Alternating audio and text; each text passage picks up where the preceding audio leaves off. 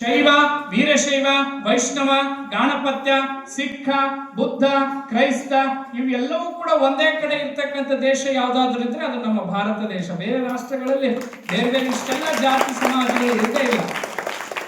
ನಮ್ಮ ದೇಶದಲ್ಲಿ ಮಾತ್ರ ಇಷ್ಟೊಂದು ಜಾತಿ ಧರ್ಮ ಇವೆಲ್ಲವೂ ಕೂಡ ಇದ್ರೂ ಕೂಡ ನಾನು ಒಂದೇ, ನಾವು ಒಂದೇ, ನಾವೆಲ್ಲರೂ ಒಂದೇ ಅಂತಕ್ಕಂಥ ದೇಶ ಇದ್ರೆ ಅದು ನಮ್ಮ ಭಾರತ ದೇಶ. ಅದು ನಮ್ಮ ಭಾರತ ದೇಶ ಅಂತಕ್ಕಂಥದ್ದನ್ನ ನಾವೆಲ್ಲರೂ ಕೂಡ ಅರ್ಥ ಮಾಡ್ಕೊಳ್ಬೇಕಾಗಿರ್ತಕ್ಕಂಥದ್ದು.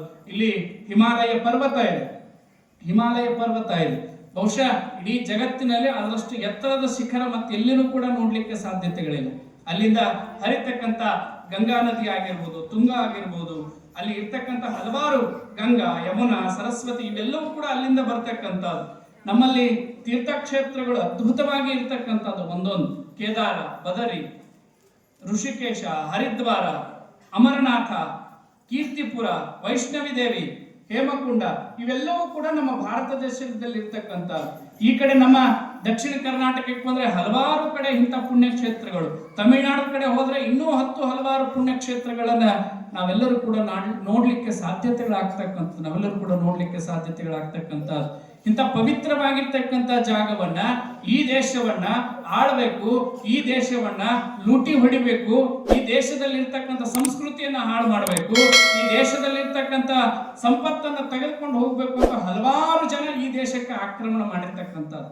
ಮೊಘಲರು, ಪೋರ್ಚುಗೀಸರು, ಫ್ರೆಂಚರು, ಡೆಂಚರು, ಇಂಗ್ಲಿಷರು, ಇಂಗ್ಲೆಂಡಿಗರು, ಪಾಕಿಸ್ತಾನಿಗಳು ಒಂದು ಸಲ ಅಲ್ಲ 18 ಸಲ ಈ ದೇಶದ ಮೇಲೆ ಪರಾಕ್ರಮವನ್ನ ಮಾಡಿದ್ರೆ ಪ್ರತಿ ಸಂದರ್ಭದಲ್ಲೂ ಕೂಡ ಇಡೀ ಪ್ರಪಂಚದಲ್ಲಿ ಒಂದೊಂದು ದೇಶಗಳು ಇನ್ನೊಂದು ದೇಶಕ್ಕೆ ದಾಳಿ ಹೋಯ್ತು ಅಂತಂದ್ರೆ ಆ ದೇಶಗಳು ಸರ್ವನಾಶ ಆಗಿರ್ತಕ್ಕಂಥದ್ದು ಇತಿಹಾಸ ಇದೆ.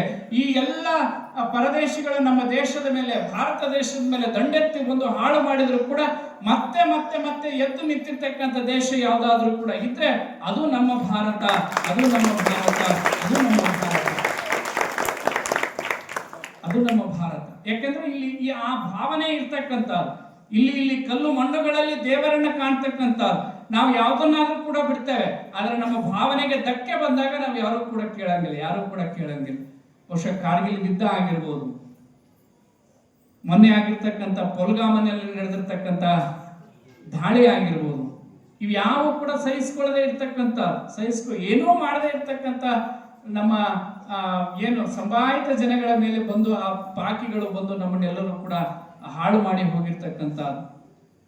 ಮತ್ತೆ ಮತ್ತೆ ಮತ್ತೆ ಪುಟ್ಟಿದಿರ್ತಕ್ಕಂಥದ್ದು. ಬಹಳ ದೂರ ಬೇಡ.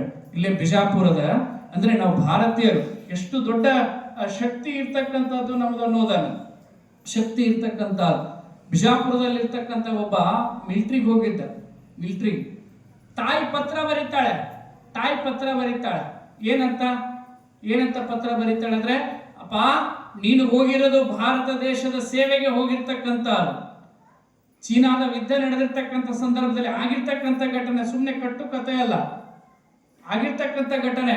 ಆ ತಾಯಿ ಪತ್ರ ಬರೀತಾಳೆ, ನೀನು ಹೋಗಿದ್ದು ಭಾರತ ದೇಶದ ಪ್ರತಿನಿಧಿಯಾಗಿ, ಭಾರತ ಮಾತೆಯ ಮಗನಾಗಿ ನೀನು ಹೋಗಿರ್ತಕ್ಕಂಥದ್ದು, ಭಾರತದ ಕುವರನಾಗಿ ನೀನು ಅಲ್ಲಿ ಯುದ್ಧಕ್ಕೆ ಹೋಗಿದೀಯಾ.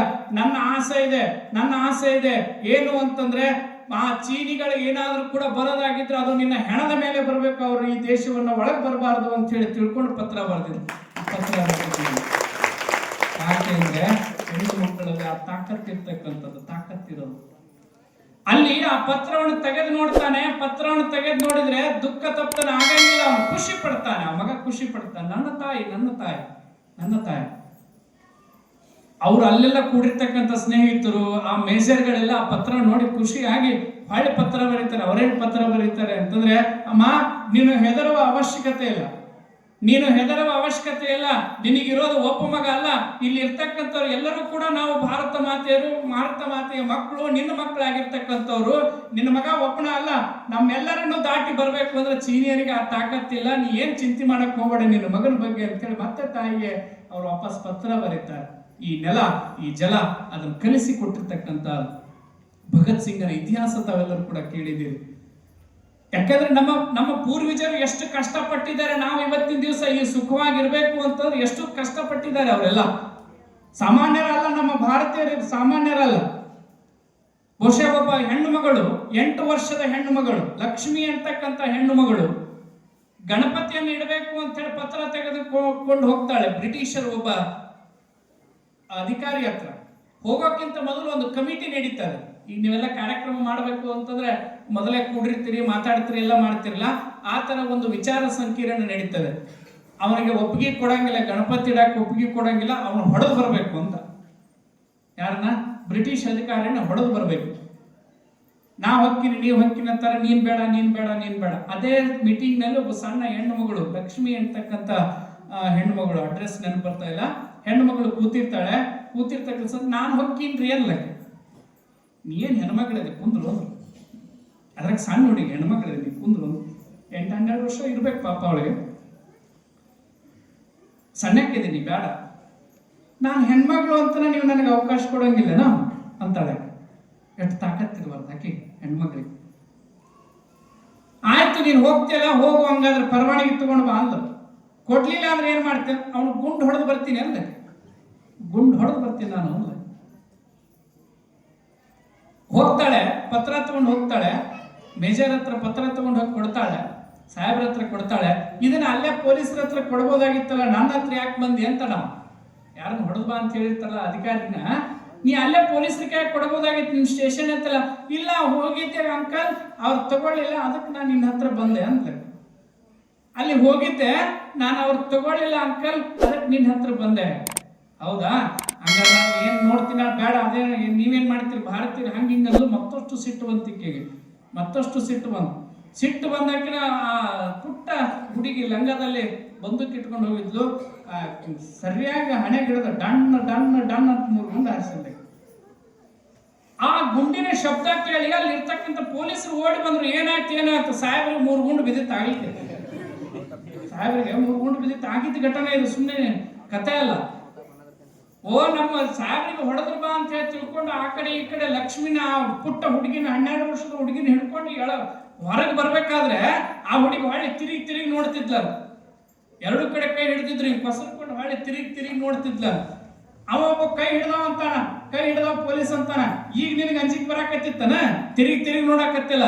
ಸಾಹೇಬ್ ಗುಂಡು ಹೊಡಿಬೇಕಾದ್ರೆ ಅಂಜಿಕ್ ಬರ್ಲಿಲ್ಲ ನಿಂತಾನ. ಇಲ್ಲ, ನನಗೆ ನೀ ತಿರುಗಿ ನೋಡಕ್ ಅಂಜಿಕೆಗೆ ನೋಡಾಕತ್ತಿಲ್ಲ, ಅವ ಸಾಹೇಬ್ ಸತ್ತಾನ ಇಲ್ಲ ಅಂತ ಹೇಳಿ ನೋಡಾಕತ್ತೀನಿ ನಾನು ಅಂದ.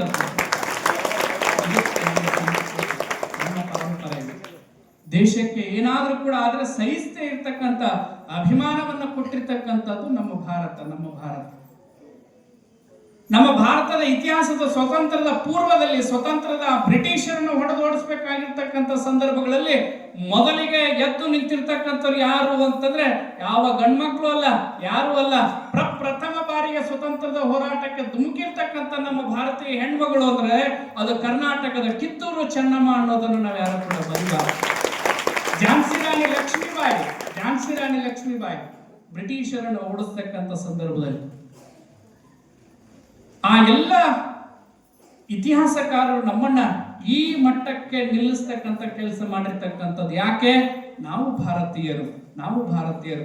ಯಾಕೆಂದ್ರೆ ಕುವೆಂಪುನವರು ಬಹಳ ಅದ್ಭುತವಾಗಿರ್ತಕ್ಕಂಥ ಮಾತನ್ನ, ಬಹಳ ಅದ್ಭುತವಾಗಿರ್ತಕ್ಕಂಥ ಕುವೆಂಪು ಅವರ ಕವಿತೆಗಳು ಅಂತಂದ್ರೆ ಎಷ್ಟು ಅದ್ಭುತವಾಗಿರ್ತವೆ ಅಂತಂದ್ರೆ, ಭಾರತ ಭೂಮಿ ಎನ್ನ ತಾಯಿ ಎನ್ನ ಪೊರೆವ ತೊಟ್ಟಿಲು.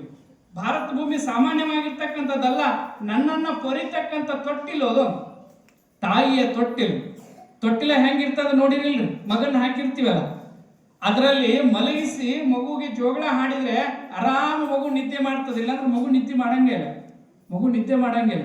ಹಂಗ ನನ್ನನ್ನ ತಾಯಿ ಹೆಂಗ್ ಕಾಪಾಡ್ತಾ ಇದ್ದಾಳೆ ಅಂದ್ರೆ, ಭರತ ಭೂಮಿ ಎನ್ನ ತಾಯಿ ಎನ್ನ ಪೊರೆವ ತೊಟ್ಟಿಲು, ಜೀವವನೇ ದೇವಿಗೆರೆಗುವೆ. ಎಷ್ಟು ದೊಡ್ಡ ಮಾತು ಕವಿ ಹೇಳಿರ್ತಕ್ಕಂಥದ್ದು, ಕುವೆಂಪು ಹೇಳಿರ್ತಕ್ಕಂಥದ್ದು.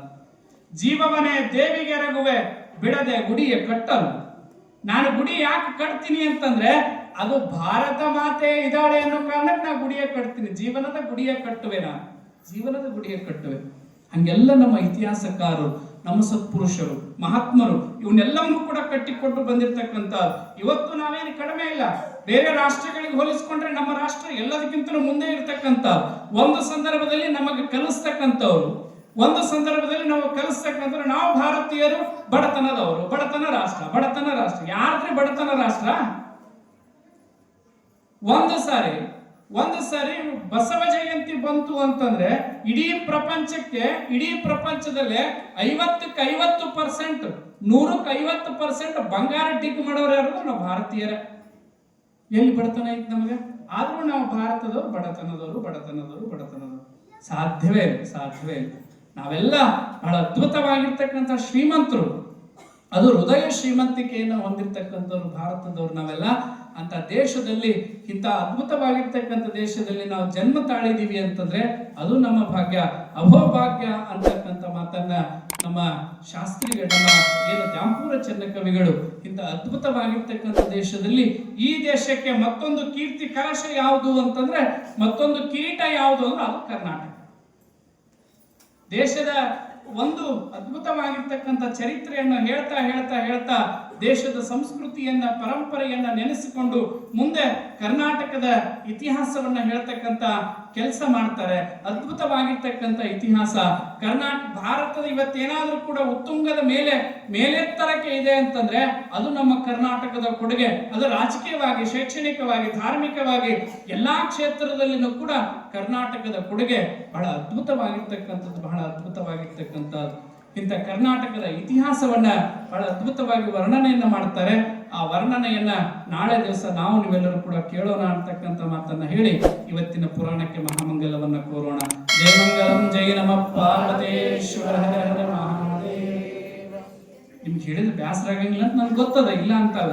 ಆದ್ರೆ ಇವತ್ತು ಮತ್ತು ನಿನ್ನೆ ಯಾರು ನಮ್ಮ ಹಿರಿಯರು, ಬಹಳ ಜನ ಯುವಕರು ಯಾರು ಮಲಗೇ ಇಲ್ಲ. ನಿನ್ನೆ 4 ಗಂಟೆ ಮತ್ತೆ ಕೆಲಸ, ಮತ್ತೆ ಪೂಜೆ.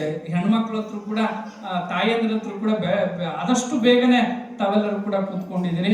ಅದಕ್ಕೆ ನಿಮ್ಗೆ ಯಾರಿಗೂ ಕೂಡ ನಾನೇನೇನು ಕಡಿಮೆನೂ ಕೂಡ ಹೇಳಿಲ್ಲ. ಎಷ್ಟಕ್ಕೆ ಶುರು ಮಾಡಿದ್ರೆ ಅಷ್ಟಕ್ಕಿಂತ ಜಾಸ್ತಿನೇ ಹೇಳಿದ್ದು. ಅದಕ್ಕೆ ಬೇಗ ಮುಗಿಸ್ತಕ್ಕಂಥದ್ದಾಗಿದ್ದು, ಅನ್ಯಥ ಭಾವಿಸಬಾರದು. ಒಂದಿಷ್ಟು ಸಮಯ ಬೇರೆ ಕಡೆ ಇನ್ನೂ ಪ್ರಸಾದ ಆಗ್ಬೇಕು, ಮತ್ತೆ ಮನೆಗೆ ಹೋಗ್ಬೇಕು, ಮತ್ತೆ ಉಳಿದ ಕಾಯಕದಲ್ಲಿ ಕೆಲಸ